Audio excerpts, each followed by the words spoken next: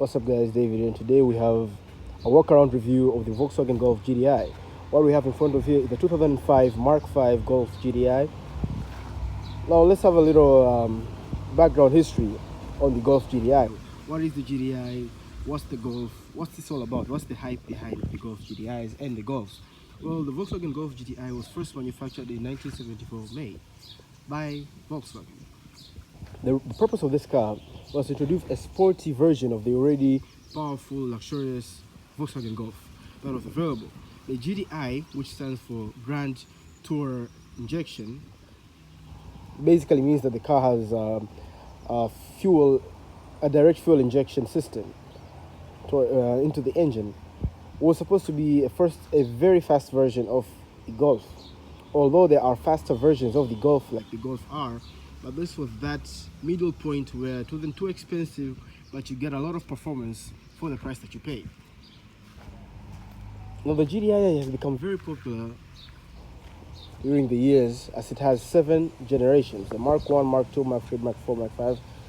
Mark 5 being from 2003, 2008, then from 2008 to I think 2016 is when, or 2014 is when they decided to introduce the Mark 7, and right now you have we had the Mark 7.5, and this year 2020 they announced the Mark 8, but that has not had a GTI yet.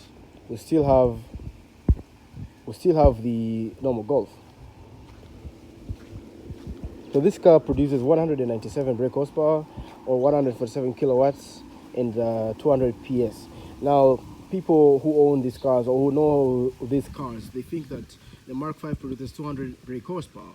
Well, actually it's 197 brake horsepower, but then again we usually just round it off to 200 for just the sake of 200, but it's actually 197. That propels the car from 0 to 60 in sport mode in doing a time of 6.4 seconds. I personally got 6 seconds and I haven't done anything to it, just had platinum spark plugs put in there instead of the copper ones that come with the car, maybe that, but that's it. I did 0 to 60 in 6 seconds instead of the 6.4. That's what I got when I put it in sport mode and launched it with the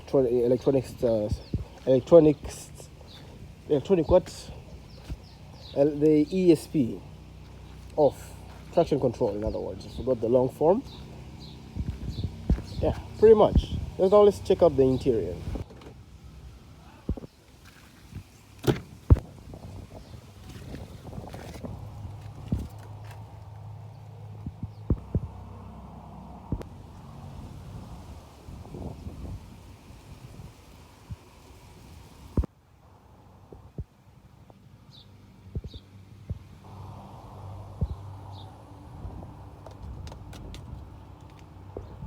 GTI's interior. So you're greeted with a very beautiful interior.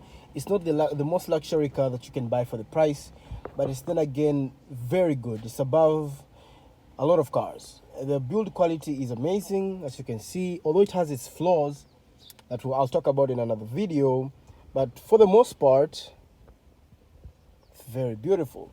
You can either get the leather seats or this cloth seats with this checkered pattern, which is really the best option if you're truly going for heritage.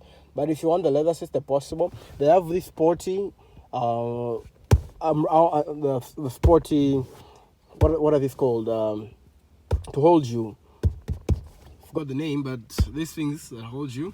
I'm not technically nerd, forgot the name, but these things are supposed to hold you in place when you're shifting. So the car comes with paddle shifters, right?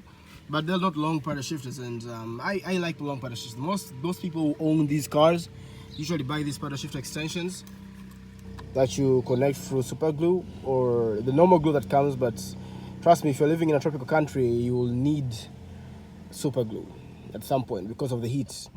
The car tops at 300 kilometers per hour. That is something that I didn't want to say outside because that's truly the shining part and the selling point of this car, the top speed. And this gearbox, the DSG gearbox, I don't know if you can get that here. The DSG, yeah, maybe if I do this, the DSG gearbox, direct shift gearbox. This is a DCT gearbox, which means it's dual clutch transmission. It has 2 manual gearboxes controlled by electronically by one whole unit. simultaneously working together. That allows this car to shift very quickly. Although with its rivals like a Subaru WRX Impreza, which will do 0 to 60 in 5.6 seconds stock, this can do 0 to 60 in 6.4 seconds stock.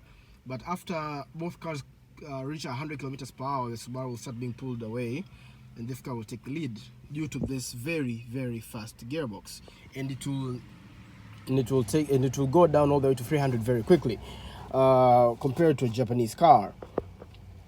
That's in my opinion. Again, if you have, this is my opinion.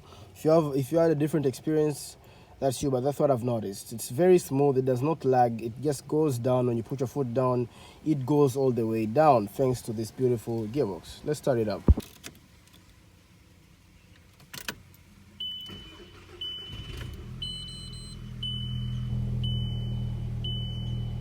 So right now it doesn't have any modifications, no exhaust, no nothing. Switch off the radio. So that's the stock sounds. It's not bad, it's not quiet, it's still loud. It's very loud. The radio doesn't want to come off. Yeah.